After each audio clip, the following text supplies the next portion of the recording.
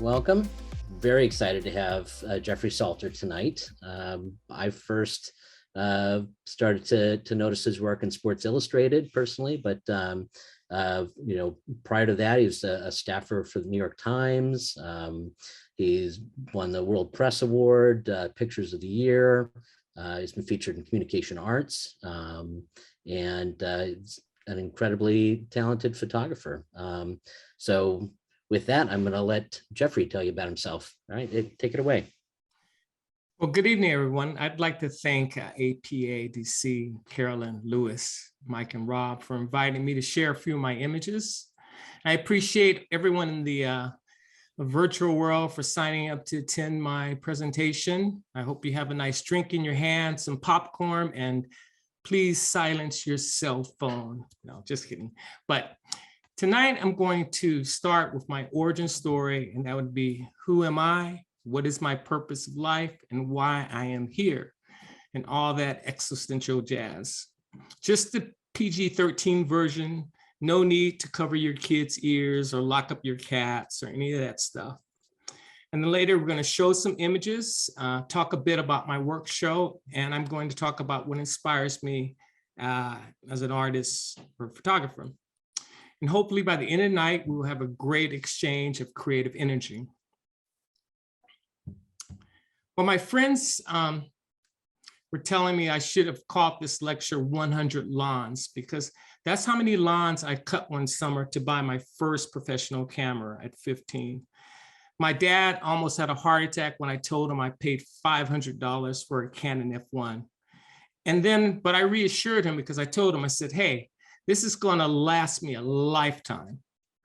And then since then, I mean, he passed away recently, but since then, he's always asked me how many cameras I've bought, and since then, and he laughs about it, you know, because since then I bought many cameras. Yeah. And I grew up from Texas. I grew up in Texas. I'm an Army brat. I lost my accents a long time ago because my parents, we would move every 3 years, and we've lived all over the world, Germany, France, New York, Germany. So I kind of got a mismatch of an accent. So I know it doesn't sound like I'm from Texas. And anyway, at 14, I was initially interested in becoming a painter. And I spent most of my time alone in a room just drawing and sketching. And then when high school started, I signed up for what I thought was going to be a graphics course, and it turned out to be a photography class. And my teacher, and in that photography class, my teacher, James Cooper, handed me a speed graphic and a stack of popular photography magazines, where I learned about Gordon Parks, Hero, Avedon, Irving Penn, Marvin Burke White, Marilyn Mark, Anthony Barboza. And in that class, I saw a tiny article about the US Navy School of Photography. So I joined the Navy and I attended that school. And then they promptly sent me off to an intelligence lab in Hawaii, where my job was to process prints of Chinese fishing boats.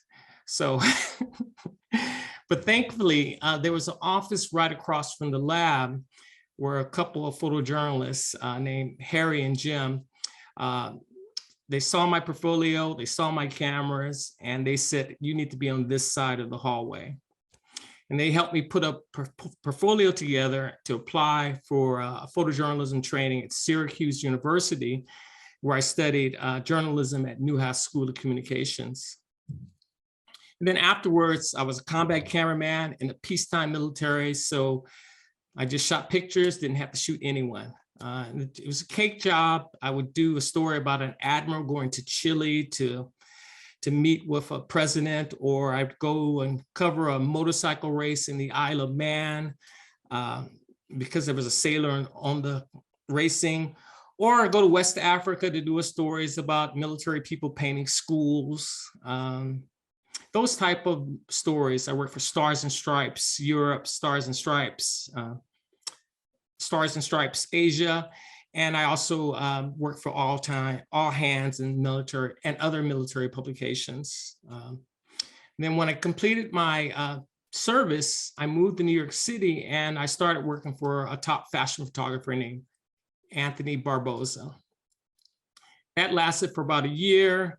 And that was crazy because I kept falling asleep for a subway and in the subway going to the early morning assignments because I never spent that time on the subway, never been on the subway growing up in Texas. But after a year with Anthony, I met a fabulous photojournalist named Angel Franco. And he was one of these photojournalists, and he had Leica's M6, and he was like smooth and quiet and just like a fly on the wall. And his images, he used every inch of the frame to express something, you know, he could make an object tiny in the corner. And I became one of his fans, and then also met Jules Allen, another New York photojournalist. But these guys told me about, suggested I go into newspapers. So I got a job at the Bergen Record in Hackensack, New Jersey.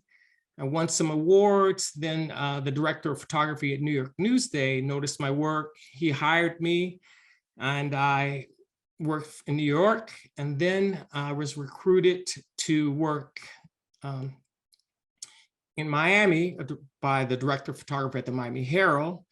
And they were willing to pay my New York salary. So I went to New York. I went to Miami. And then later, I left the Miami Herald and I started freelancing for magazines. Then I took a staff job at the New York Times, left the New York Times. Then I was on staff at Sports Illustrated magazine. And now I just do a combination of magazine work, commercial work, and advertising. Whew. I got all that out, and don't worry, you're not going to be tested over any of that, you know.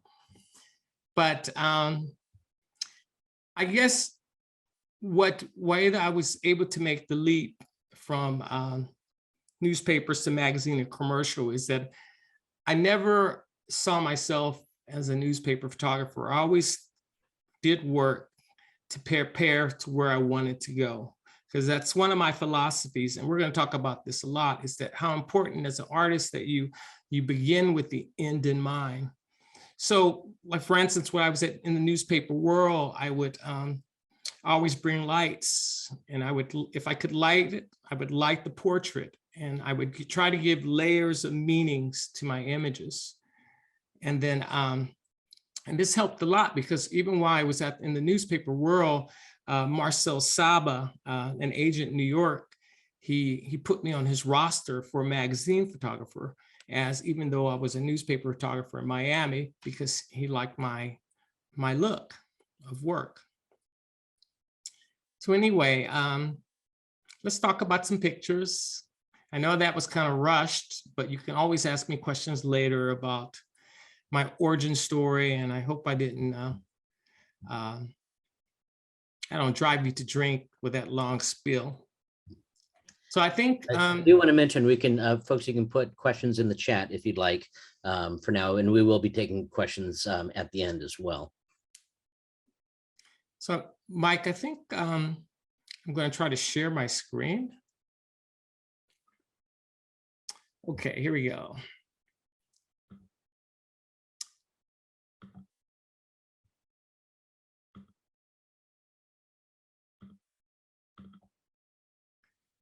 Yay, it worked. It took a while to figure that out. Anyway, well, like I said before, when I was working for newspapers, I always tried to shoot as if I was a magazine or a commercial photographer. But some of my early newspaper assignments involved going to Haiti. So I'm going to share that work with you. Oh, this isn't something else I wanted to mention, is that I was analog way before it was hip, and that I always worn skinny jeans. So that's me back in the day, and I still got those jeans. But anyway, here we go.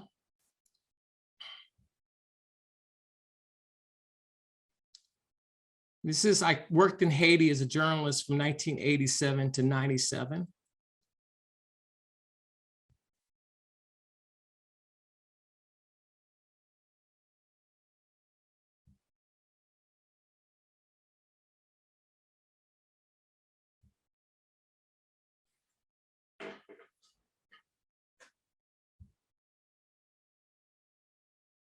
One of my things that I always tried to do was I always tried to humanize people as a journalist. I always try to create images that create empathy, and not just, you parachute into a country and you're covering conflict, or you're covering a disaster. It's just easy to forget that people aren't just victims, that they're human. And why I think that's important is that if you don't empathize with someone, you're not going to care about them.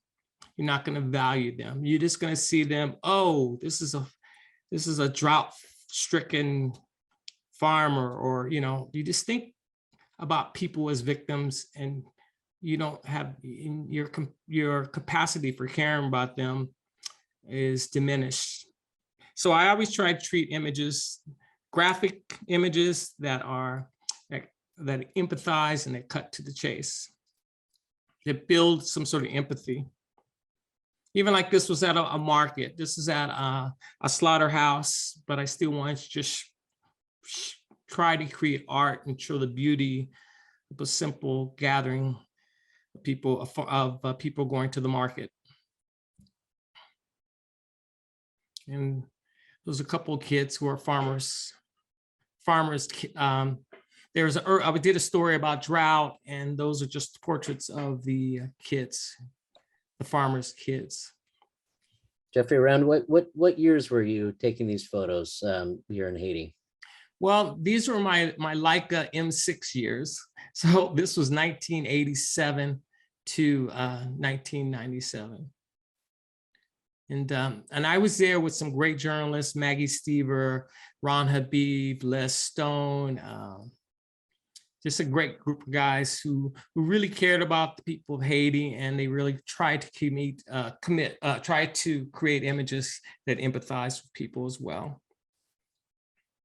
We had a question about editing the photos, and presumably these are, they're all photojournalism, so they're not, there hasn't been any kind of post-production done on these. I presume that's what the question is referring to as editing. But no, the only editing will be where I chose to point the camera and how. But you still have to tell the story, but you have to tell in a way that's I like to tell stories from my point of view. And I'll give you an example. Like when I was in New Jersey, I did a story on the city of Newark. Newark was having a really bad time, and a lot of photographers would go there, and they always would photograph people like at their screen door and that kind of thing, or sitting on the porch. And I never did that. I always tried to go in people's homes. I always tried to really see what they're always about. But anyway, I'm showing these pictures to show you a little bit of a taste of my journalism that I did earlier. But then Haiti had earthquake a few years ago. So I wanted to go back there, but I didn't want to go back and shoot a bunch of people who were victims. So I decided to go to this place called Sodo, and it's a sacred place where Haitians of all type of religions go there. They go for cleansing, spiritual renewal, or just to be revitalized themselves. So I did this set of pictures.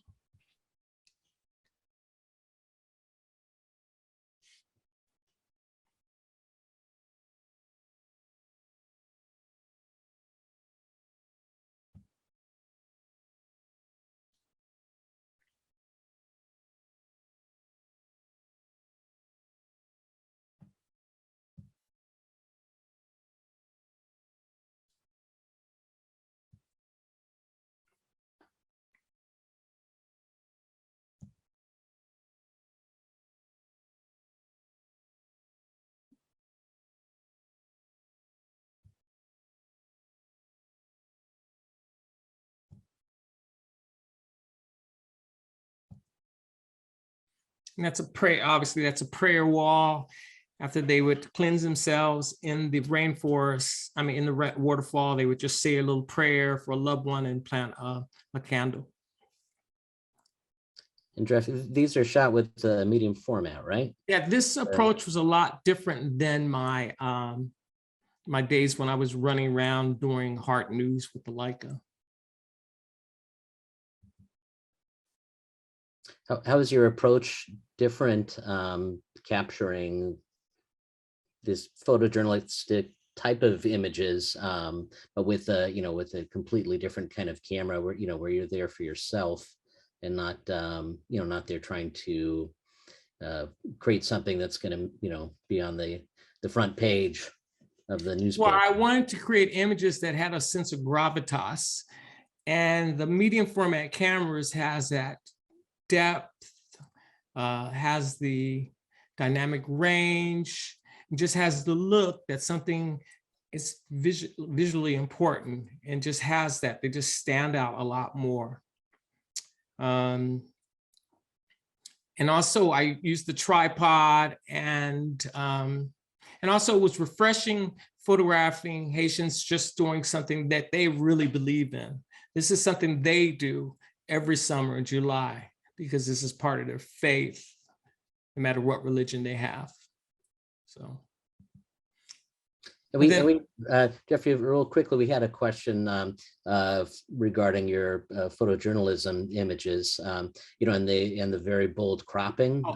Sam Lefton was asking, it's very powerful. He just wanted to know, was it a challenge to get those published due to them being less traditional in terms of the crop, or how were those images received? For what, the Leica days? Or yes. Yeah, particularly. Oh, yeah. no, because I was, and yeah, when I shot these pictures, I was at the Miami Herald, and there was, at one time, they were the top 10 newspaper in the country, and what you gave them is what they ran. I crop in camera. Every image I shoot, I crop it in camera. There's no, I don't crop later, I crop it. I let the moment decide the crop.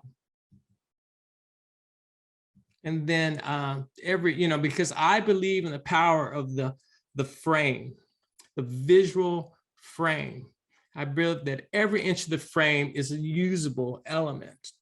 And I think it's important to use the frame to direct the viewer's eye across the picture, you know?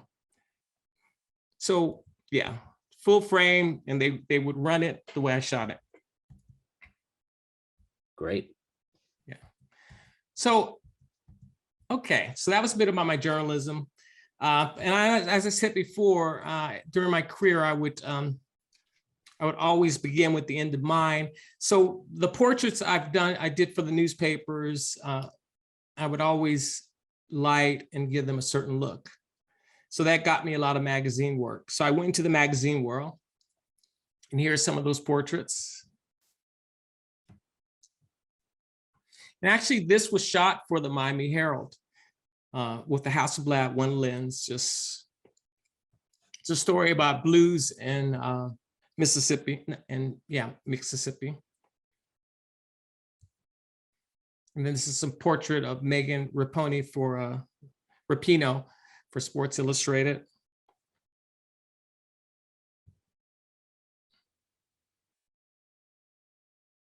Just some of my personal work.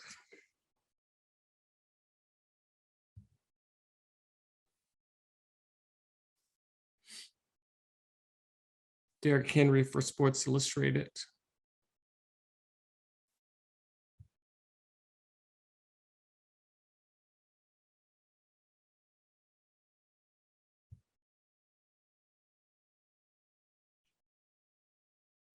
Drag that.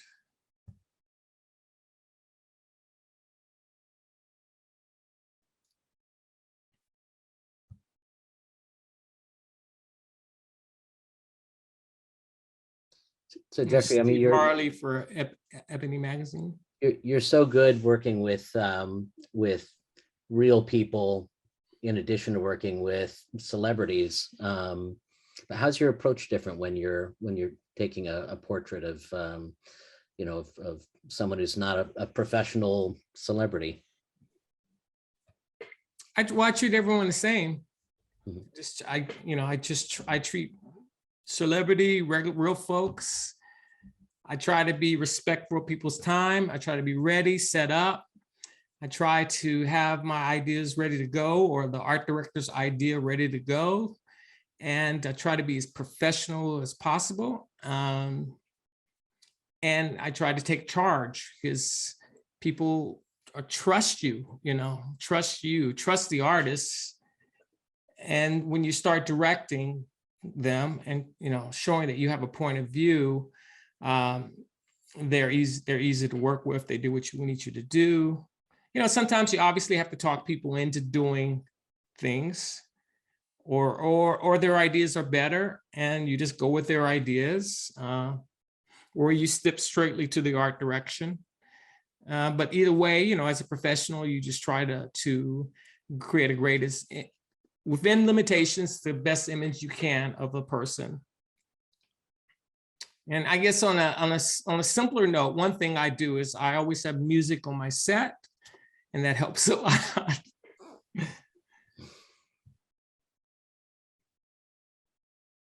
Now, some of these pictures, this is Hank Aaron. This is probably one of the last portraits of taken of Mr. Aaron.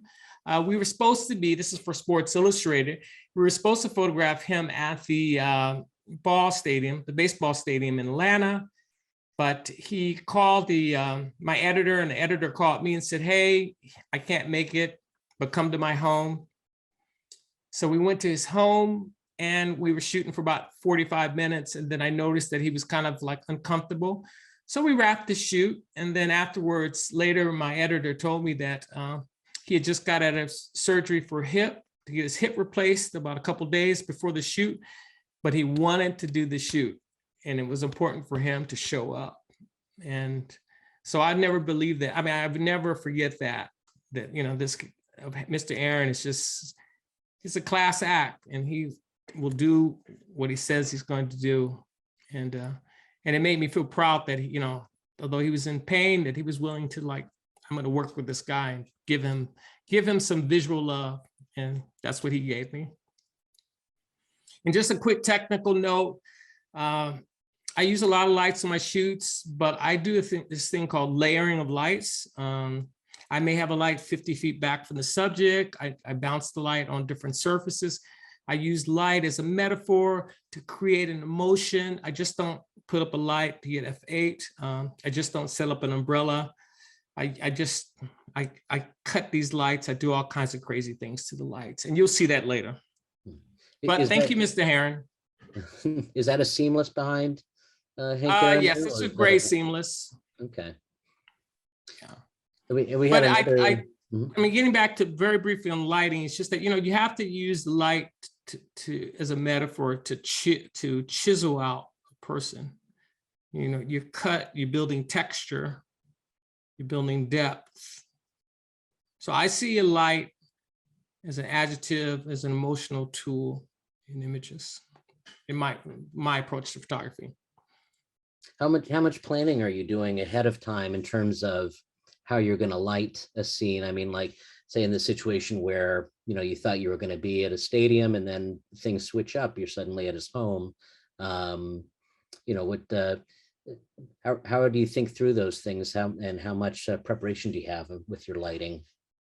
Well, I bring a lot, but I just look at the person's face and try to figure out the situation, and just bring enough to create the image I see. But I liked people's face. I bring a lot of lights, but I always look at the person's face, or have an idea of the shape of the face, and then that's the modifier I choose to light them with. And how many lights are we talking about that you might bring to a shoot, to be prepared? Well, like this, well, you bring depends on the budget. It depends on the scope of the project. So like Mr. Aaron there's all kinds of lights going on there. There's a ring light, there's a strip box, there's a kicker, there's a fill. There's about 6 lights on here, this shot. But it's very subtle. So let's see what else I have here. And then I received down in South Florida, you guys probably already know about this. We had a terrible shooting, a mass shooting incident at a high school. So I was commissioned to shoot portraits of some of the students.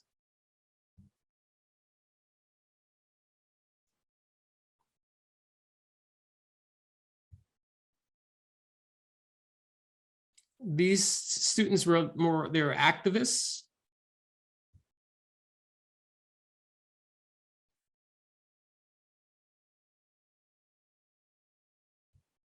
And I let them just project who they wanted to be. You know, I didn't really talk to them about what they went through. I just set the stage, the lighting, the scene, let them play the music of their choice, and just, you know, spoke to them about general things. I didn't really dive into what they went through.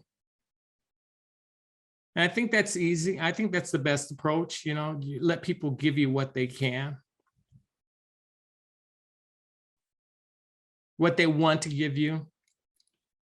Because a portrait ultimately is about exchange of energy, a good exchange of energy.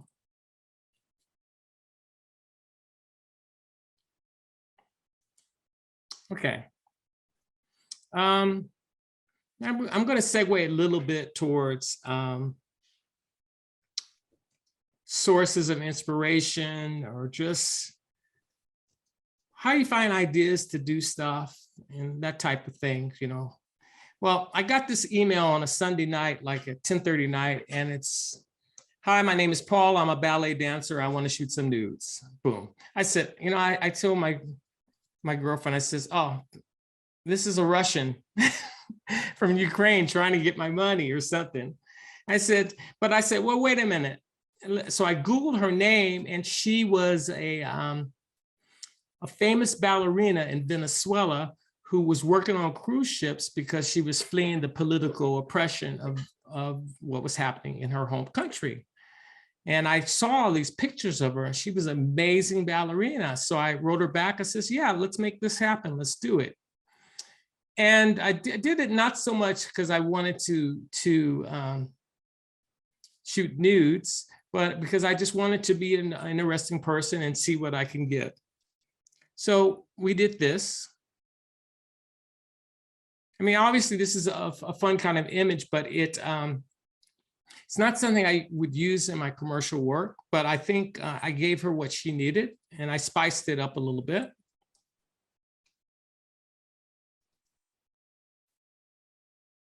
And this is the set that we built.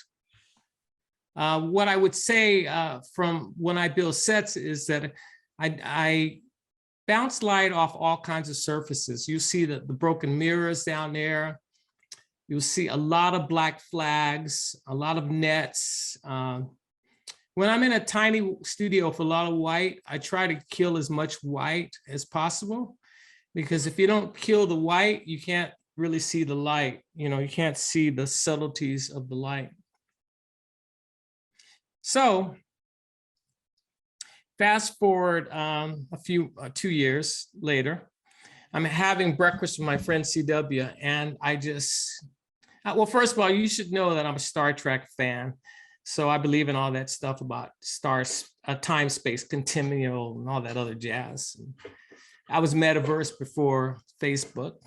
And anyway, I wrote this little note about being wrapped in work, suspended in the fabric of time.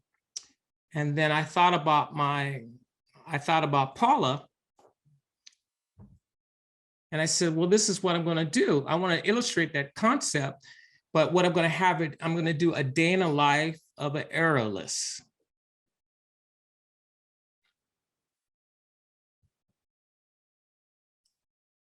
So I got a studio, put my crew together, and she was in town. Like I said, she was working on cruise ships. She was in town. I called her up and says, "Hey, remember me? This is what I want to do." Because I didn't charge her for the work that I did with her earlier, because I knew that later that perhaps I would be working with her again. So we did this.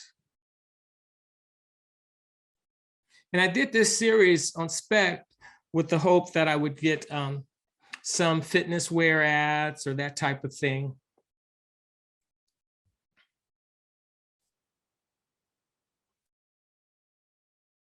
How often are you doing spec shoots like that, where you specifically trying to go after a particular segment of the market or something? I do it often because I'm trying to well, what spec shoots allow me to do is to expand my vision, grow my creativity. And that way, when if a client says, hey, we like this, can you do like that? Then I'm doing it naturally. I'm bringing something to the table.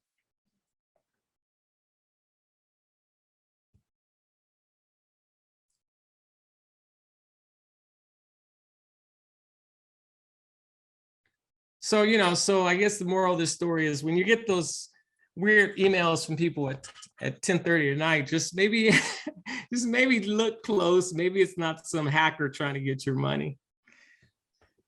So Jeffrey, I want to kind of bring this towards one of the questions we had in the chat, where kind of when you received this email, you obviously did a little research on her, but how much research are you generally doing on a subject before you do a shoot or try to plan out a shoot? How deep are you going? What kind of info are you getting, and how does that affect how you end up? I always Google them and images so I can see what they look like, so I can figure out how I want to light them. And then I go to Wikipedia, of course, and I read about their life, try to figure out where they're from and just some backstory, so I can have some way of building connection when I meet them on the set. Sometimes you don't have a lot of time with people, but it's nice if you could make small little stories about their hometown or find a little connection. It could be anything. They might be a vegetarian. You might be a vegetarian. I photograph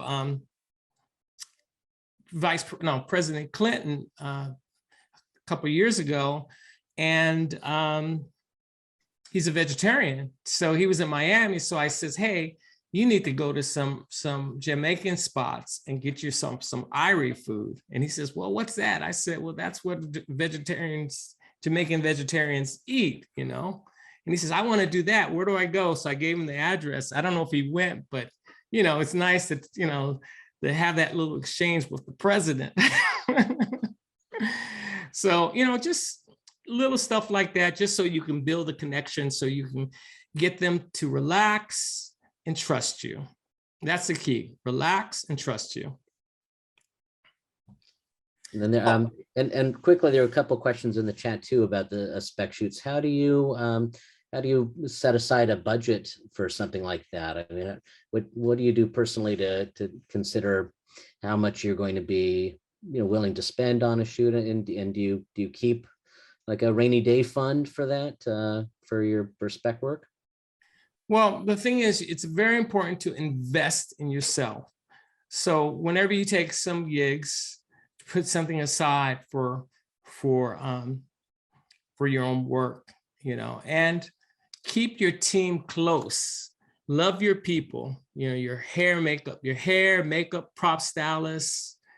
Call them, say happy birthday, hug their kids, pet their dog, build the relationship with your team, just don't give them a check and say goodbye. Because when you do have when you do have an idea in mind, that they'll be more on board to help you with it and give you a reduced rate, because it's going to help everyone on the team if the photographer gets higher caliber work. The better the work, because you raise one ship, I don't know, a tide raises all boats. So the better clients I get, the better I can hire, the better clients my crew gets, better fees they get. And also my team, they can see that I'm really enthusiastic about the art of photography. So they can see that I love what I do. So they help me out whenever I have ideas to do things. So to answer your question, yes, I put money aside. Yeah. How involved is another question from the chat? How involved are you getting, say, on these spec shots with the styling of the set and set dressing? Are you literally picking out the furniture, the wardrobe, or are you collaborating, working, letting your No, team? I collaborate because I'm good at, I try to stay in my lane, but when you work with a wardrobe stylist or prop stylist, that just raises the level of your work, you know, and especially if you trust them and you just let them fly, you know. I mean, I love working in Miami, but the stylists here are very good for lifestyle type of things. But when you go to a place like LA, man, these prop stylists are amazing. You know, you could say, well, I want to do a period piece from 1936. And they'll say, well, I have to find that wallpaper because you have to have the right wallpaper for the back of that picture. And I know the place to get the wallpaper from that era. So, you know, so you want to work with people like that who are enthused about what you're doing. You give them an idea and they see it. You talk the same lingo and they're going to give your pictures a little bit more quality, higher quality, or more gravitas. Okay, just moving on again. I had an assignment in Puerto Rico, and I was, after the assignment, we were in this bodega. I was eating rice and beans, and I saw this Renaissance painting on the wall. And I took a closer look at it. And this was shot on my iPhone 1, the first original iPhone. And I just was blown away that 700 years ago, a painter would just put so much love into a piece of work. I mean, look at this. He put the reflections of the apples on the chrome. I mean, how do you even paint chrome? And made it so realistic and so beautiful. And the lace is flowing and it's lush. And I says, I love this piece. So I have this piece on my iPhone 1 through 10. And I said, well, one day I'm going to do something with this. So I was on a film shoot and I met this actress maybe about 15 years later. And I says, I like her face. And then I went home and I got to think about it. I says, well, look, I want to do something with her and with that Italian Renaissance painting. I mean, I wanted to pay homage to that artist, that Italian artist. I don't know if he was Italian, but I do know he was a Renaissance artist. So I called her into a studio and we worked together. I wanted to give I wanted to pay homage to that artist, like I said before, but I wanted to give it a little bit of modern spin to the shoot, an update. So I added some elements. I recreated his still life. I gave it a futuristic, a little modern spin to it by having the chrome phone.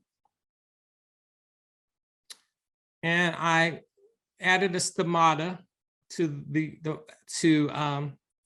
Shane is the model's foot. And I had her take a bite of the apple just to give it a little bit of religious overtones, because a lot of the Renaissance artists, they were paid by the Pope or the Vatican or the religious authority to create art. So I says, well, I need to give it a little bit of a religious edge to it.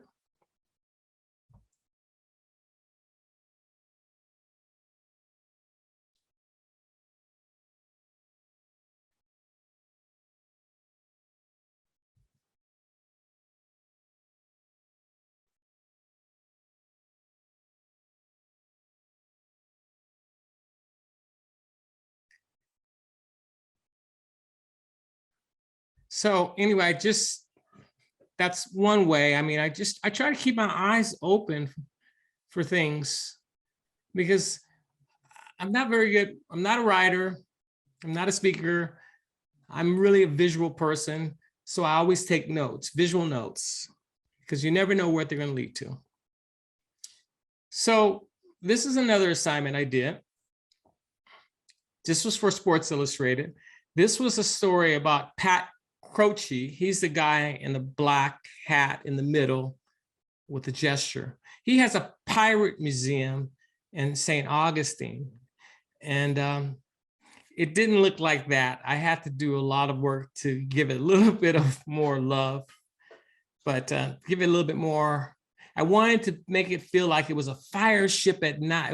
They're in the middle of a battle at night, and the ship was on fire. They were about to get taken over by other mutineers or pirates. So had everybody just in character, and I did that shot. And while I was doing this shot, the smoke detector came, the fire department came, so on and so forth. You know how that goes. But anyway, while I was there, his secretary, a lady named Cindy, said, "Hey, I want to show you something on my iPhone, a little video of my daughter." So, uh-oh.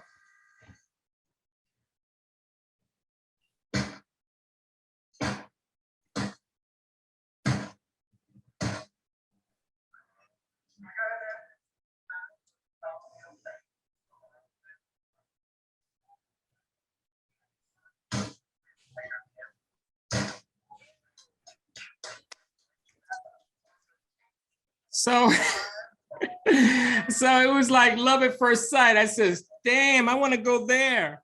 So, so she told me where to go, and I wanted to do an essay about these women who shoot guns on horses. I'm from Texas, but I never seen anything like that. So I said, "Dang, this is cool."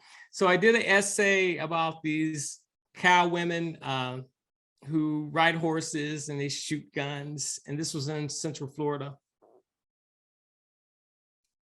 And I wanted to do it my own way because I know a lot of people do this type of photography.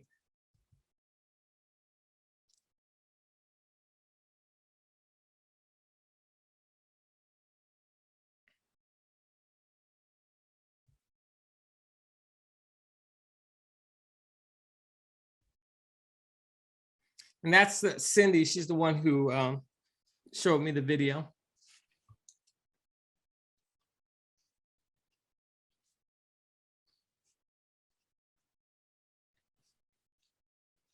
It's amazing that the things, when you have a camera, that the doors that open for you. I mean, like I said, when I was 14, just sitting in my room drawing, and I was extremely shy. And ever since I discovered the camera, wherever I show up with my camera, people are really open to allow me into their lives.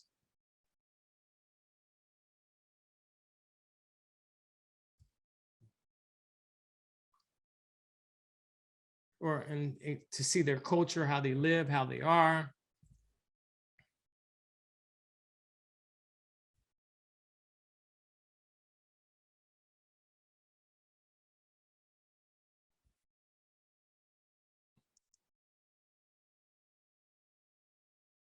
And that's the girl who was riding the horse, who was shooting.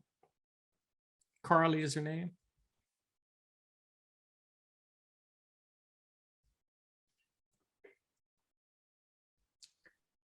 I know photographing horses, they can be pretty jumpy around flashes sometimes, but I guess you don't worry about that with horses that are used to guns going off. No, exactly. And it's, you know, you're flashing them during the daylight, so they don't really, you know, it's not so bad. And they're used to guns.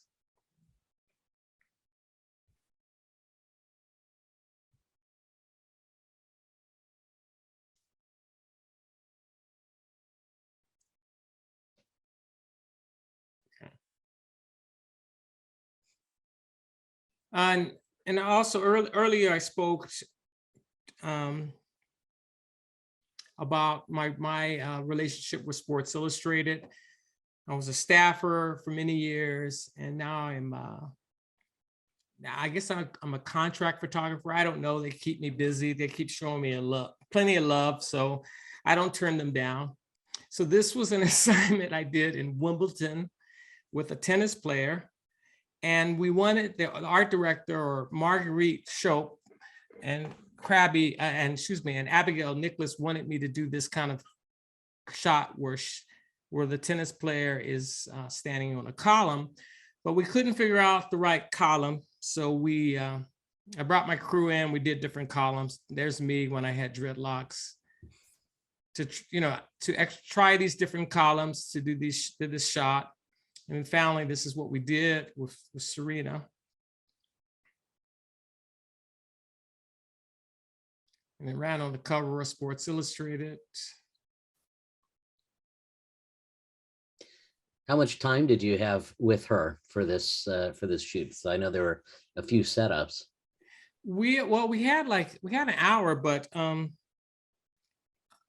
I had a huge studio. This studio was amazing. They had a restaurant on top, a full service restaurant, and this is in Wimbledon. I mean, they don't play around. And then the crews in the UK are like, they're on it, you know. So we built 3 setups in one huge space. And this was the second shot, which turned out to be that. And then just a simple beauty shot.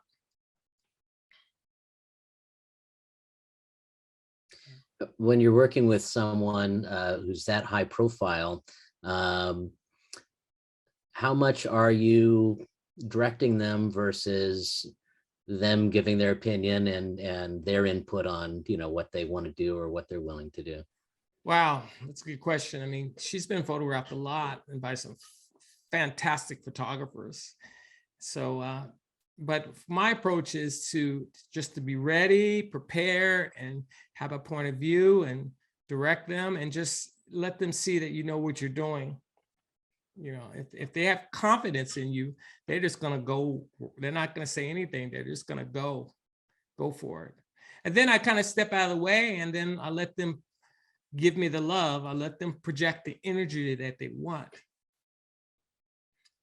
And also I photographed her before, and I did a story about her closet. So I've been in her home and in her closet with her wardrobe full of clothes. So I guess that kind of built a level of intimacy.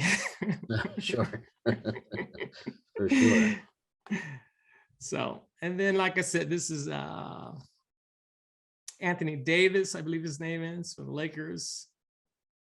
I don't do the game stuff. I only do, like, I hang out with the athletes and I do studio work, portraits of them. I have a lot of respect for the people with the long lens photography because their art is fantastic. They capture the power and the dynamicism, you know what I mean? The beauty of the action with their long lenses at the games, but I don't do that. I do more one-on-one with the athletes. And there's so much precision in your lighting. And there was a question pertaining particularly to the Pirates image, but I think this probably can go with any of your images. You know, can you talk a little bit about, you know, say, like, for example, the Pirates shot, there's so much going on, there's so many people, but there's also action occurring. You talk about how you get your lighting so precise in a situation like that that's somewhat dynamic. Well, you have to know your modifiers, and you have to understand that every light has a purpose.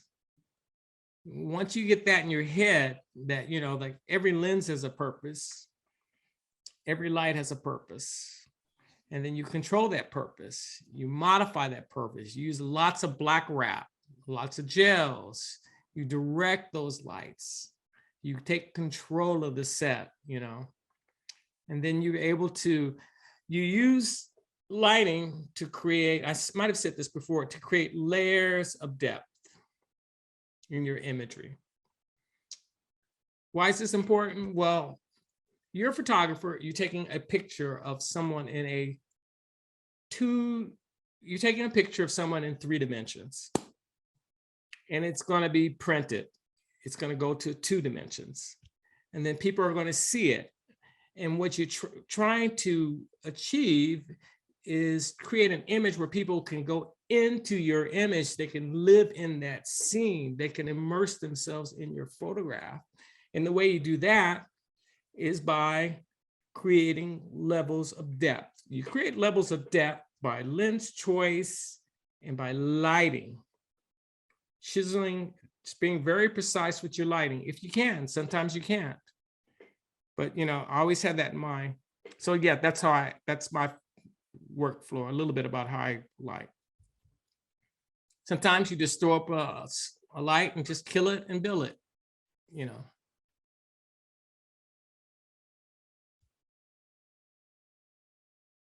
This is at the Beverly Wilshire Hotel in Hollywood, you know. And I didn't get a chance to see that bathtub where Julia Roberts was in, but anyway, I'm aging myself. No, I don't think anyone here has probably even seen Pretty Woman, but anyway. There's a follow-up to the Pirates question about says so how do you keep everyone in their space in a shot like the Pirates? I'd find it hard to keep people both natural and restricted to a very specific space. You got to direct them.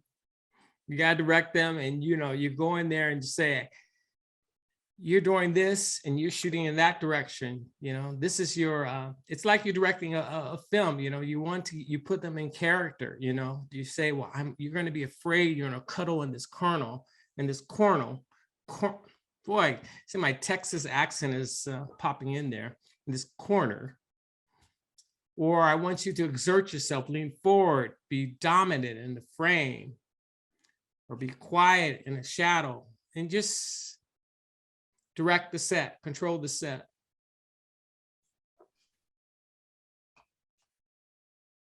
It's more Sports Illustrated work.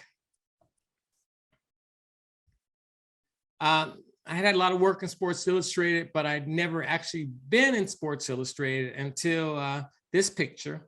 That's me in the blue shirt, because Jimmy Butler was giving me a little bit of, he didn't know what the heck I was doing in the shot. So I gave him the camera. I says, look, you take the picture. I'll stand in for you. So that's what he did. And that other young man with the gray shirt is Robert Carter. He's a very, very, very talented fine art photographer in Philadelphia. That's a fantastic outtake. So when you're doing a shoot for like for Sports Illustrated, do you have to submit, or do you submit everything that you shoot, or you know, how few images can you submit, or what's that process like for you? It's challenging because back in the day, they had a lab called Time Life Labs. We would do the assignment on film, and then we'd have to haul ass to the airport and get our film to the lab, and then in New York City. And they would process it and run it in the magazine. But now it's digital. So I sent a loose take to them, because specifically for the cover, they know what they want, and I need to just make sure I give them options. So I try to give them a lot of options, you know. But then sometimes I do try to find the time to kind of see things my own way as well. But the thing about sending a raw file is that it's hard to, unless you have time to send them a final, it's hard for them to understand the color and the meaning, the feeling that you really want in the colors. But so that's the only challenge about sending raws on a deadline. Because when you were shooting film, you were shooting chrome, so you knew you had it in the can. You knew what the pictures was going to look like. With digital, sometimes you don't have time to finesse it when you send it to the magazine. So that's the cover, the way it ran. We do have Robert, your assistant, has joined us tonight. He's here on the chat. And then there's a question: do you shoot with the same assistant all the time? Do you pick up people in the different cities that you're going to? How do you typically work with your assistants? Well, in the case of Robert, he's an established young fine art photographer who's going to do fantastic stuff. But he was nice enough to help me with the shoot. He had some time. But the way I do it is, I only travel 1 or 2 assistants when I leave Miami. I fly into major cities, get my gear, get my crew, and we go to where the shoot is. So for instance, I have a guy named Rustin and Dodd Cameron in Cleveland. So he helps me on projects in that region of the country. And then in Chicago, I have a very talented assistant named Elaine Miller. She helps me. In Seattle, I have several people who also I always work with. In LA, I have the same people I always work with. So I always work with the same people. And the reason is that they are connected with the local grip, local equipment houses. So I don't have to fly with a lot of gear. So I fly with just enough gear to get the job done if all hell breaks loose. But generally, I go to a location at a major city. We load up a huge quarter-pound truck, or whatever quarter-pound truck, whatever it takes, have the equipment delivered to wherever the shoot's going to be, and then that's that. But I don't do the thing where I'm traveling with 9 cases of equipment. I like to have the equipment already there, and then I have a producer get it to the location of the shoot. So that's why it's important to love your people that you work with, respect them. And so another Sports Illustrated. Like I said, I'm showing a lot of Sports Illustrated work, but it's portraits. I'm not really a sports photographer, but I'm just a portrait photographer, and one of my specialties is athletes, portraits of athletes. There. This is Drew Brees. What can I say about Drew? For the magazine said, give me an iconic, dramatic image, like he's in a battlefield. And so I said, okay, I can do that. So I set the stage, and then when he came on set, the first thing I said to him, I started rubbing my arm. I says, your high school was right down the street from mine. And I remember one day you tackled me, and I haven't recovered from that. So, because I played high school football. I know I'm skinny, but I played high school football a little bit. So he laughed. I like that. He laughed about that. And we were able to make those little connections, and he just gave me the love, and that's what he gave me. Okay. More, I'm sorry, we're going to go through the Sports Illustrated stuff. Again, it's about making a connection with the athlete, and then no apologies. The images are awesome. Well, thanks. Thank you. And like I said, I don't go to the games. I just hang out with them, and then try to capture some evocative portraits. So I know sometimes working with athletes, sometimes there can be, like the group of friends that are hanging out. You don't always have the athlete's attention. Maybe they're not super into it or whatever. What are your strategies for kind of working with a subject who's, not 100% into it? Well, it helps to have a little bit of some images in your pockets that you've done before other athletes. So that's helpful. But I don't know. I don't know why. I'm just able to make a quick connection with the athlete and get them to do what I want. I guess because I'm just ready and prepared for the shoot. I have ideas. don't really put them on pedestals. You know, I treat everyone the same, you know, with respect. And I think they kind of read my energy. I think a lot of portrait photography is about your energy, and it's about an exchange of energy between you and the subject.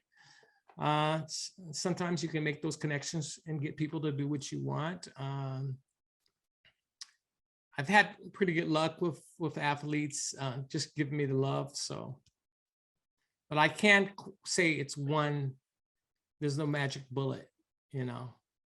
It's being a photographer is a bit like being an actor. You not in a negative sense, but you have to be able to read the scene, read people. And some people need you to be assertive. Some people need you to be less assertive. So you have to just kind of understand the dynamic of the connection you have with people, and to have them give you something. Because a portrait is an intimate exchange. And the best portraiture, I feel, you can see in a person's soul, you can see into their heart, and you know where they're coming from.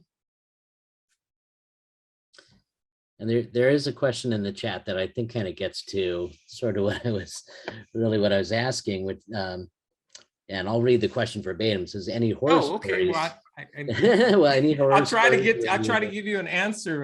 No, it was good, but here's the question: any horror stories where you weren't able to connect, and any lessons you learned from it? Oh.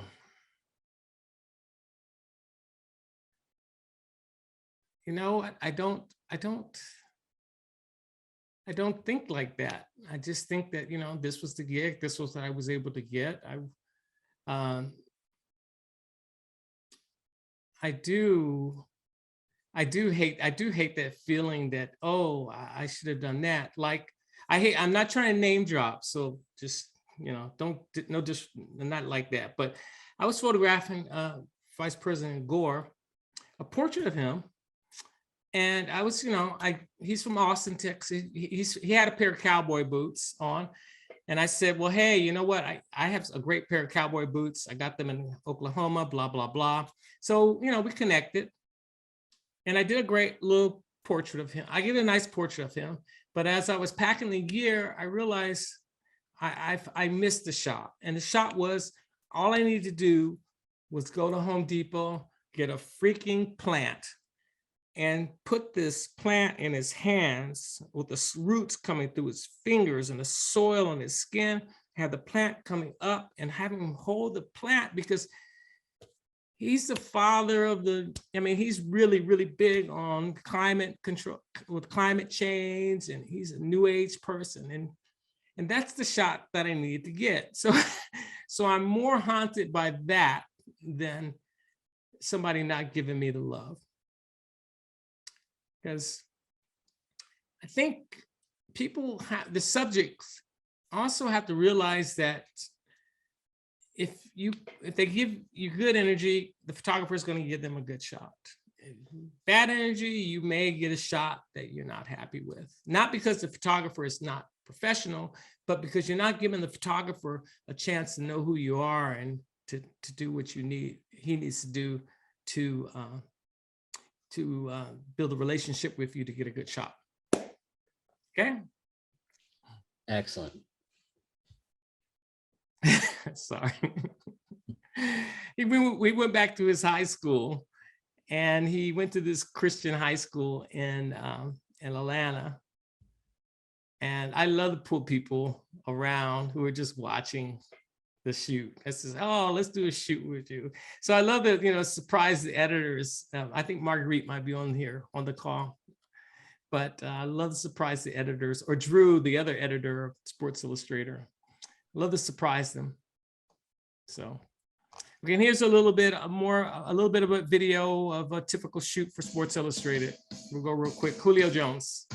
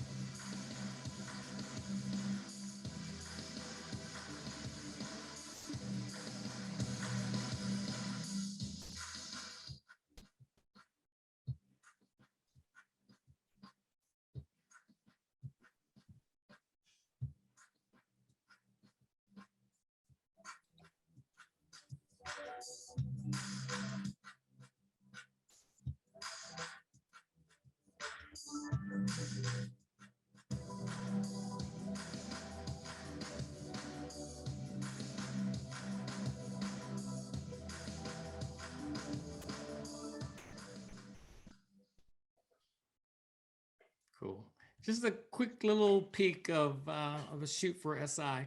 I shoot tethered. I generally let the subject see what I'm doing. I don't try to hide things from people. That shoot was funny because we were supposed to shoot at the stadium, but we ended up being in a tiny room. So it took a lot of work to kill all the white walls. And the smoke detector, of course. The smoke, again, set off the detector. Haze, excuse me.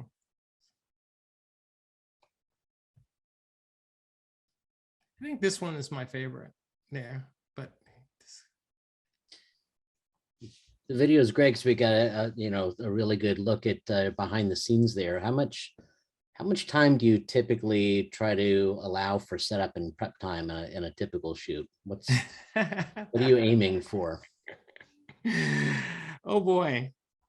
Man, as much as possible. Like, as much as possible. 4 hours, 6 hours, 8 hours. It just as much time as possible to test, because you may only get a few minutes with these guys. So you just want to be ready, and just like stuff will happen. So, so you just got to be ready and just have all the kinks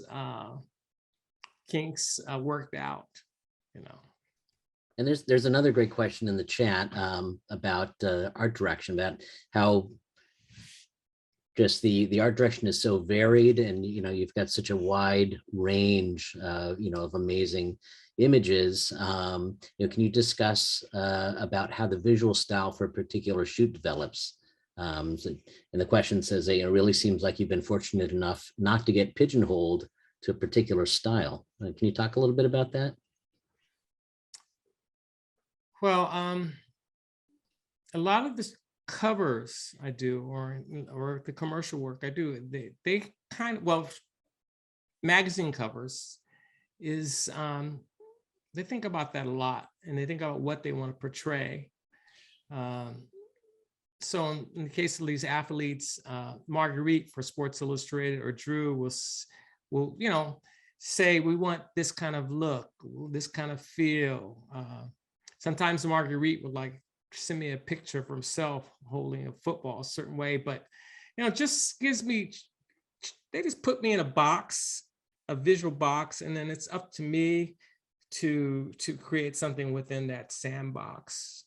That because it's different, when you get like a mood board or art direction from a creative director in New York or something like that, and then you're actually on the set. Sometimes things don't exist. Sometimes the athlete doesn't want to do things. So you have to kind of like just be able to create and know your tools, and just be aware of and take advantages of happy accidents. Did I help with that question? That answer? I hope I did. I think so. Yeah. I mean, I think kind of really at the heart of the question is that, you're able to step into so many different situations and not necessarily be trapped in a particular box. You're able to see so many different styles and work in, there's definitely a cohesive style, when like an image like this, for sure, that is a thread that runs through so much of your work, but you're also not limited to that. So, well, the thing is, I truly, just because photography is a language, and you just got to know the adjectives and adverbs, the lighting, lights, lenses, film choice, camera choice. It all works together in a cohesive package. Sure, it's a science, the digital chip and all this other crap, but you have to know as much as possible about your tools. So when you have an assignment or you're on the set, you can forget about all that stuff and just try to work with what you have and try to create a compelling image. other people can tell great. I was like, where I was working on today at my computer, I was listening to Langston Hughes read a poem of his about, if you can fly, fly. If you can't fly, run. You can't run, walk. You can't walk, crawl. So it's just about my approach to my art is that I'm going to try to do what I need to create an image. Either sometimes it's a lot of equipment, sometimes it's a little equipment. But I study photography a lot. I look at images because I believe in the language of photography. But we're going to move on a little bit. And I want to tell you about what I like to do personally. I hike a lot. I hike a lot and I take my cameras, and I guess the number one rule, as Cameron Davison would tell you, of landscape photography is to be at the location before the light is right. Because if you get there and the light is right, you're too late. So anyway, I'm usually late, but this is a hike to I did a 3-day hike to a lake carved out by a glacier in New Zealand a couple of years ago. So I hike, but I also go into the landscape to learn about lighting. And I draw a lot of inspiration from what I see in nature, either color or tones or texture or shape. So this is on Pacific Coast Highway.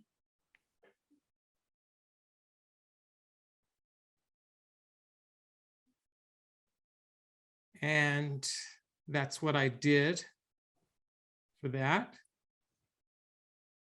And then this is in Mount Olympia, the Glades Forest. It's actually on this trip with Cameron.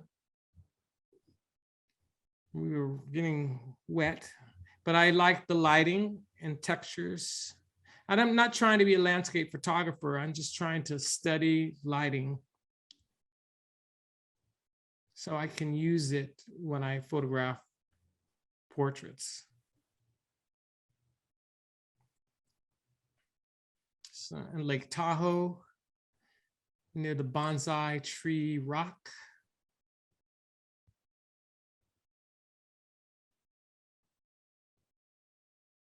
So this is an athlete this is Leonard Fortinet. He used to play for the Saints, I believe. And so I don't think Marguerite was expecting me to do this, but I think so. But so I hope it was a nice surprise when I sent her this image of the athlete.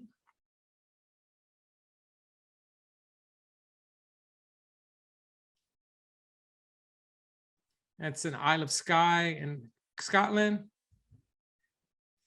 That's a portrait, and I forgot his name. Cuban football player, baseball player, at his ranch in Central Florida.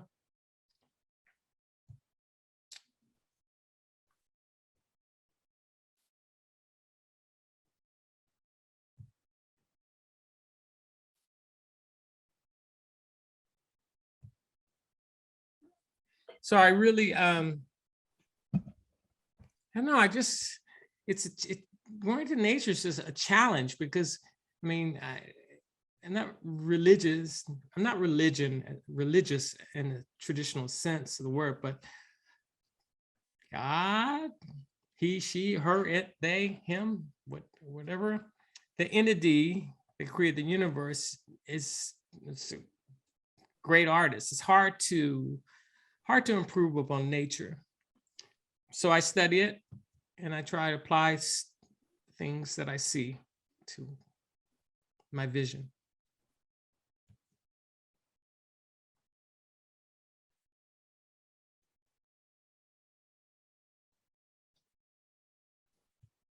There you go.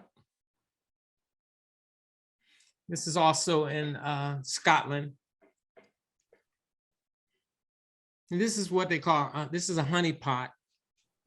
You know, a honey pot is a spot where you go to in landscape where you know you got to, it's the picture's going to be beautiful. So don't, but still I went to the honey pot. That's a place called Everglades. Okay. So are there any questions about that? Or Beautiful work. okay. I've got a few more images. We're just gonna zoom through these. There is a question that that was sent to me by Rob, actually. It says there's a number of noted editorial photographers who've moved into ad work and other genres who will still go back to their roots. Do you see yourself going back to doing work like what you've done in Haiti? Thinking of Michelle Comte, Annie Leibovitz, Stephen Wilkes as examples. Your work is so solid. I truly feel your point of view could really affect social change. Well, thank you so much, Rob. I appreciate that. I'm putting me in such lofty company. I guess photographers are, I'd like to be in the company of Gordon Parks and Anthony Barboza and Angel Franco, those guys as well, or Alex Webb, but thank you very much. And as far as going back to my roots, I have other stories I want to tell. And I would say that I lean more going toward fine art, going in that direction. So exploring things I want to say visually as a fine artist. But if I do, the second time I went back, well, I've been to Haiti many times, but when I went to do the series on the waterfall was my different approach than my photojournalism. So at this point, I'm just trying to create, keep growing as an artist, trying to become more expressive, trying to look more inside myself so my images say more about me and how I feel about things that I'm seeing. So here we go. So now this last set of images, we're going to just zip through here. I'm not going to, there's a video too, I'm not going to show that, but I'm going to just talk about this. In Florida Keys, they have these great, beautiful old bridges. And they are just, I mean, they're beautiful to me because they're beautiful in their functionality. And while these bridges were getting built, there was hurricanes, and the people who were building these bridges would perish, get washed into the ocean. And they have a long story, a long, deep story about the struggles to build these bridges that connect the Keys and the Florida Keys. There's about 44 of them. So I didn't know how I wanted to photograph these bridges until I saw these people at the bridge. Then I says, well, I need to connect these people with these bridges. So I started a series called, there's a video, we're not going to see that, but called Key Dance, where I brought dancers to the bridges. And I did this because I wanted to show the temporary moment. I want to contrast the temporary moment of the beauty of dance with the long-term beauty of the bridges.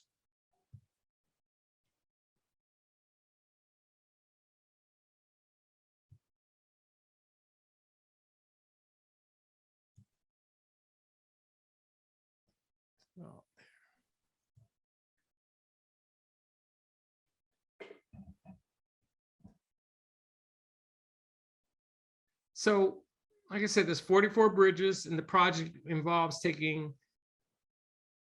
photographing a dancer or a dance troupe at every bridge in the Keys. I lean toward I lean toward improvisational dancers. And I don't know if you heard me because my mic was doing something funny, but We heard you. okay. So I lean toward these type of new modern dancers because they can adapt to the environment very quickly.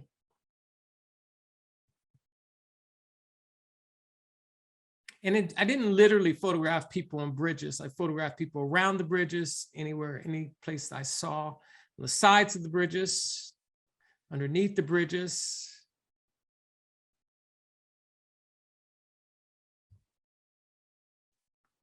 Even brought out smoke for one shot. I only did it once.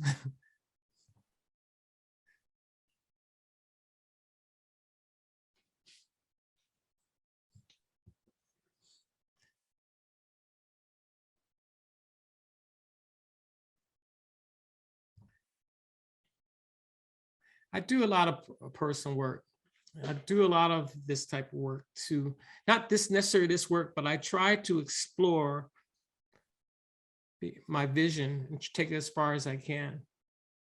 And I think it's important nowadays that you have to decide where you want your work to go. You have to decide if you as an artist, are you the dog or you the tail? And I say that there's so many ways directions we get pulled in as artists. We get pulled to shoot pictures for different social media and things like that. And that's great, and so on and so forth. But at the end of the day is you have to realize, well, I'm changing my vision for someone else to monetize my work. And sure, I'll get something from it. But in the long run, as an artist, you always have to begin with the end in mind. Where do you want your work to go? Where do you want your work to end up? You know, what happens when that particular medium disappears? And then someone says, hey, we'd love to give you a show of your work. We'd like to show your work in this way. We'd like to project your work on the wall of a fortress in Venice, Italy. We have this old fortress, and your work will just be beautiful, printed, huge there. And you look at your images, and your images don't have the weight. They don't have the gravitas because you didn't develop your vision to see about where else your work could be. You know, you could take modern, National Portrait Museum in London, the MoMA in New York. There's so many different ways that your work can possibly be presented. So it's very important that you realize that you have to be the dog that wags the tail. You have to create images that say about that project who you are and where you want your work to go. Just a little bit more. There's a great question about that vision development in the chat. Scott's asking, when you go into nature to study art, how are you internalizing what you see to bring that into the studio? Can you talk a little bit about how you take that vision and then apply to your commercial work or to your portraits? Well, it's easy. I mean, it's not easy. It's just that you walk down the street, you walk down the street in New York, you see patterns of light on the wall, on the buildings across. He says, wow, the sun is bouncing off that building on the left of me, and look at the way the light is hitting the people below that. Well, that would be great. How do I do that in the studio? And then you try to recreate that vision of what you've seen, you know? And also you look at color temperature. It's like, well, I need to, okay. The lighting companies give you these tubes, these flash tubes. These flash tubes are for 5,500 Kelvin. That's if you want a daylight picture, you want the subject to look daylight, you set your camera, 5,500 Kelvin, and you put this bulb up and you shoot, you get a daylight picture. Well, so does every other freaking photographer who does the same thing you're doing. So you say, well, hey, I'm going to change the color temperature of this background light, and you add a gel, or I'm going to change the color temperature of my camera. And in nature, you'll see that, because in the morning, everything's cool and blue and frosty. And, so you internalize what you see in nature, and you just put that into your craft. That's why, it's important to, I don't want to go there, but I'll go there, because like back in the day when people like Cameron Davidson or Rob or Mike were shooting film, they shot chrome. And when you shoot chrome, you have to get it in the can, you have to get it right. So digital cameras will correct everything for you. And that's not good, because you want to be able to make mistakes, because that's how you grow as an artist, through your mistakes. You were like, well, wow, this looks good, let me do this again. I don't want the camera to correct it for me. So I know that was a tangent, but I hope I answered your question. That's fantastic. Those are the wisdom we all came here to hear. Just a few more here, and then. So it's project like this. I know dancers are corny and stuff like that, but it's fun. It's fun, and people it's just fun. Go out and experiment and try to create your own images of something that's been shot a million times,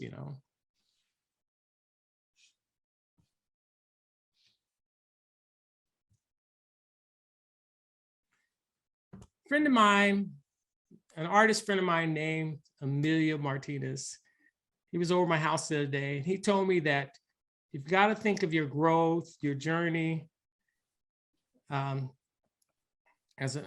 got to think of your growth as an artist as a journey. And on that journey, there's a train. And you have to be at a station on time with your luggage to catch that train, because you don't know if that train's going to come by ever again. So he says to me, the way you're ready for that train is that people like you, if people buy your work, keep making work. People don't buy your work, keep making work. People love your work, keep producing images. People hate your work, keep producing images. If you're happy, keep producing images. If you're crying, keep producing images. The goal is to be ready for when that train comes to the station, because you never know. You never know when that train's gonna be there, and you have to be ready. Sometimes this happens to people, artists very young. Sometimes not until they're 80, but you got to be ready. You got to be ready with your work. Thank you. Wonderful. That is awesome. So I know we went a long time, but if anyone has any questions, they're still there, I can ask a few questions, and I will stop my share. Yeah. There. And I think you can, excellent. There we go. Great. And then I know we had a few questions that we didn't quite get to in the chat.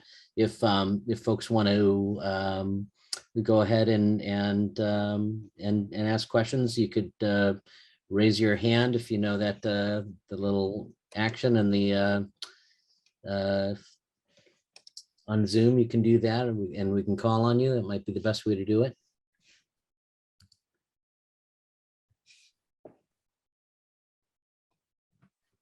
Okay, I've got Laura Chase has a question. This has been really just one of the best programs I think APA-DC has ever had. Thank you so much for your insight. I've never heard somebody be able to articulate their work the way you can. It's been really amazing. My question for you is, how closely do you follow sports, and can you talk the talk with the athletes?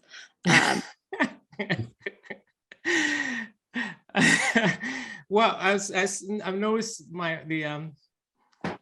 of the directors of photography for the SI Kids, the one who designs the cover Drews online, and I think we talk more about sci-fi than we actually do about the athletes. So it's not so much, I mean, being able to know the sport.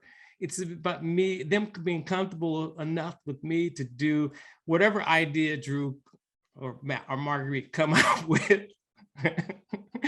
And then I just try to execute it in a way that creates a compelling image. So my favorite sport, I love kayaking, paddleboarding, and my new run, I trail run.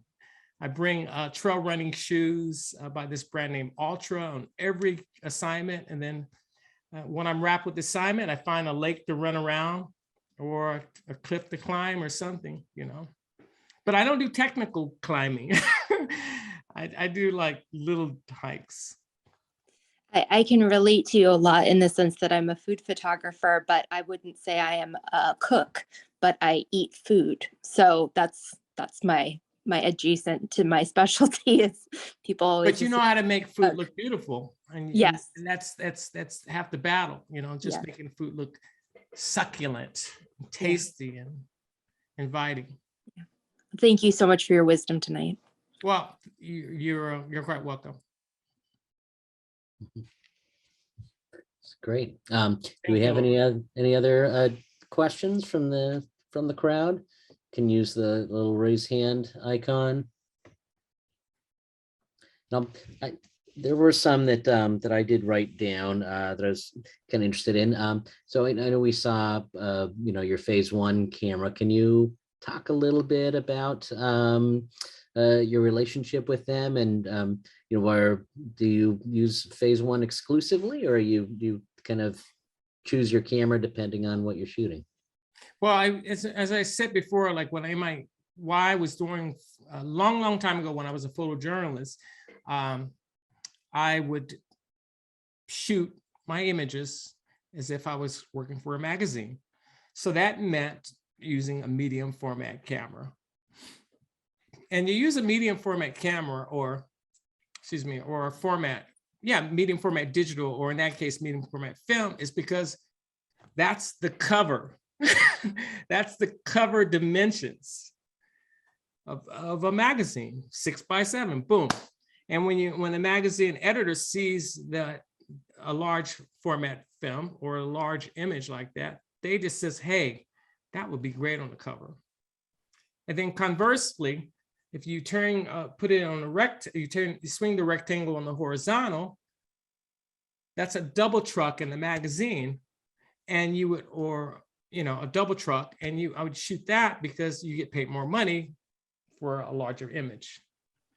But I shoot medium format because of that. I shoot more medium format because of the dynamic range, not necessarily for the pixel count, but for the dynamic range, the ability the camera has to look at the shadows. And also, like I talked about before, hey, Mom. Sorry, folks. She's not on the Zoom? You No, invite her to the Zoom? I'm just joking. But yeah, so, oh no. So I lost my train of thought. But anyway, like I said before, I want my images to be someplace else. They'll be on a billboard or an advertisement, but I got higher aspirations for my work. I have a bigger picture of where I want to take my work. So I want to be ready if someone loves it, and I can print it up huge.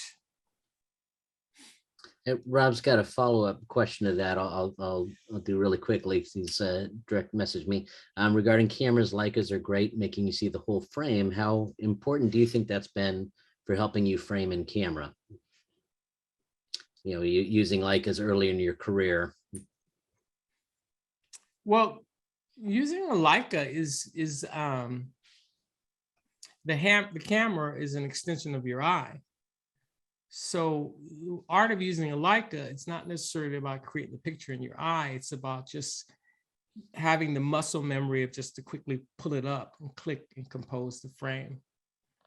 At times you don't know which you even have. You study people like Cartier-Bresson or Eugene Smith, or just people, Alex Webb, people who are great at using the frame of the image of the camera. You learn about making that a spontaneous moment. Well, Oh. Yeah, and then Yeah. one lens was the 21 millimeter Leica Ah. lens, and with it didn't even have, you didn't even use the viewfinder. It had a little thing on top of the hot shoe. Yeah. And so yeah, it's a way of working. That camera's it's a way of working. Mm-hmm, mm-hmm, mm-hmm. You know, you're in the flow, you're in the zone. You're in the zone with the Leica. Mm-hmm, mm-hmm.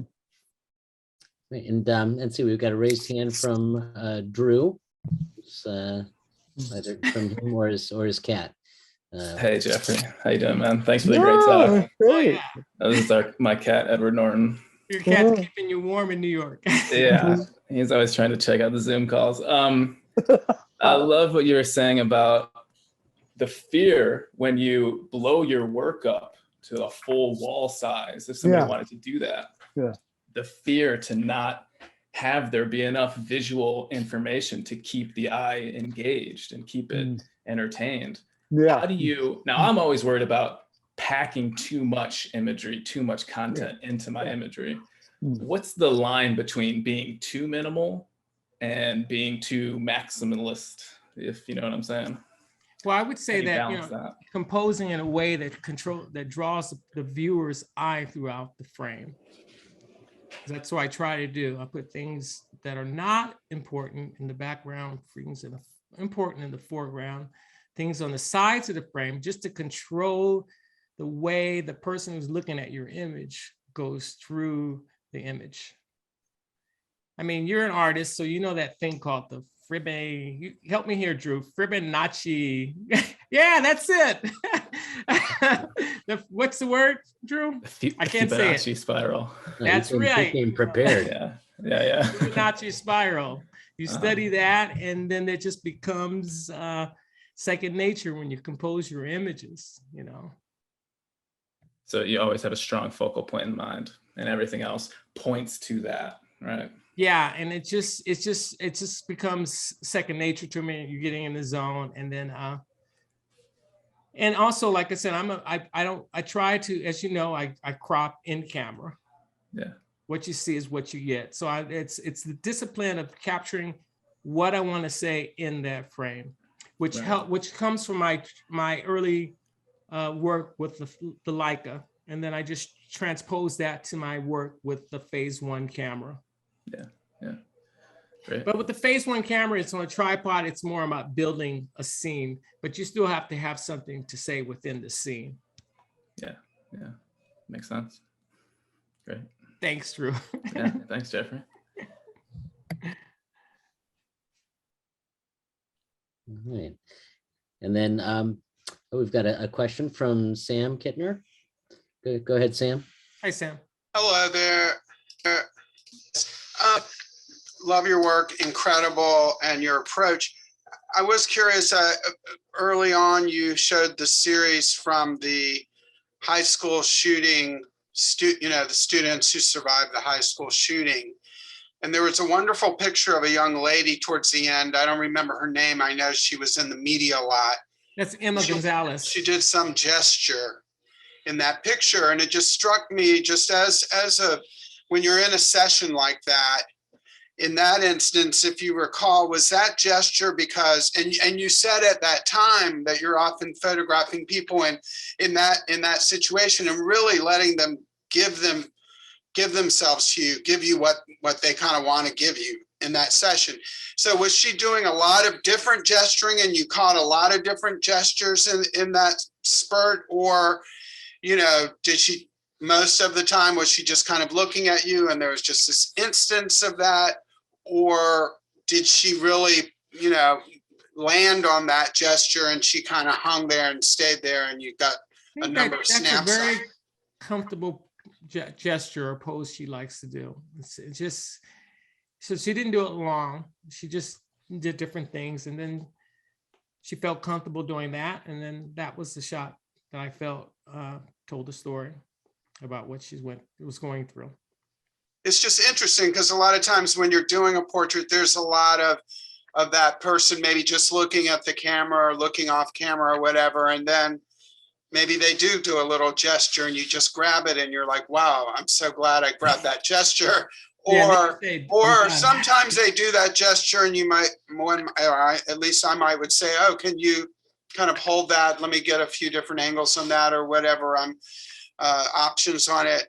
But it's just curious, that. Yeah, exactly. I mean, I generally do a little bit of both, if sometimes I just capture that angle, or sometimes I'm saying, you know what, let's work with that. Or what happens a lot, especially when I was doing a lot more portraits, is you see the gesture and then about 2 minutes later, you realize you saw that gesture and you would say, oh, you know what, a minute ago, you kind of did this. Can you do that? It never comes back. Exactly. But once in a while. A friend of mine's a director, and he says when he's directing talent, he does a take. He says to them, he says, wow, that was great, but let's do it again. Right, exactly. Thank you. Awesome. Great question. All right. All right. Okay. And any other questions for Jeffrey from the crowd? All right. Oh, okay. Yeah. Jeff Glotzel has a question here. So Jeffrey, I've seen you on set, and I know how comfortable and how comfortable you are and how comfortable you make other people on the set. It's really a gift. And I'm curious, have you ever been starstruck? And if so, how did you snap out of it? Well, there was that time I skipped school and my mom caught me at home with a girlfriend. I was starstruck then, but but no, I don't get starstruck because it's I'm there for a reason. And there's a lot of people who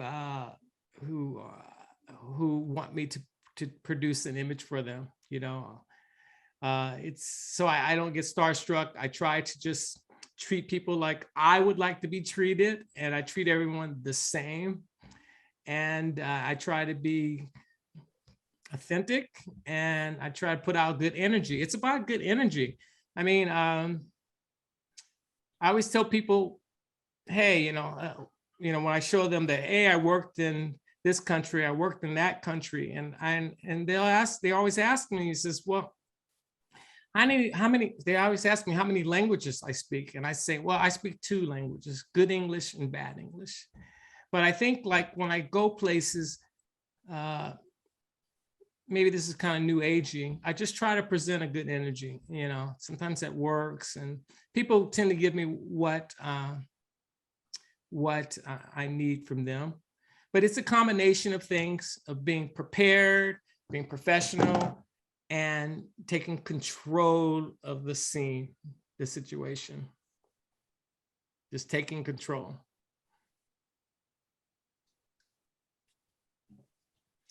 But it's a lot of things, man. You get a lot of gray hair as a photographer. Prematurely gray. I'm only 25, so really prematurely gray. But I mean, Drew's still online, but working with him at SI Kids has been a great experience. He's a visionary art director, and his concepts are just crazy, and just his concepts are crazy. And then what's really crazy is having me get the athletes to do his concepts. Oh, there we go. Drew was holding up a cover there. Yeah, that's something I did of Jimmy Butler for Drew. Yeah, he's a mad scientist. There have been a couple times where we've thrown a bunch of concepts at Salter, and the athlete didn't want to really pull them off, so Salter just had to whip up a concept on the spot on the day. So I mean, thank God for those improvisational skills that you were talking about, or we wouldn't have had a May cover last year. Yeah, try to find an example here, but it's great. I have the tap dance. Yeah, I think you were tap dancing for this one for sure. Yeah, that's I forgot his name, the very famous skateboarder. Yeah, Nigel Houston. Yeah, we wanted him to do a few things that he was a little too cool to do, so we Thank God for you coming up with something on the spot. Yeah. Thanks, Drew. All right. Punted and made it happen. Yeah, Uh, tap dancing. That's right. All right. Well, I think this is probably a good spot to end on. Sorry for going over everyone, but I appreciate everyone just hanging in there, and feel reach out to me anytime if you want to chat about photography or art or anything like that. Awesome. And that's Thank very you. generous of you. And you've been very generous with all of us tonight. We really enjoyed this. On behalf of APADC, just want to thank you for sharing your talent and sharing your wisdom with us. And this was really a fantastic event. Thank you very much for being here with us tonight. You're quite welcome. All Yeah. right, everyone. Good night. All right. Thank you. Thank you Happy very New much. Year. Thanks, everyone.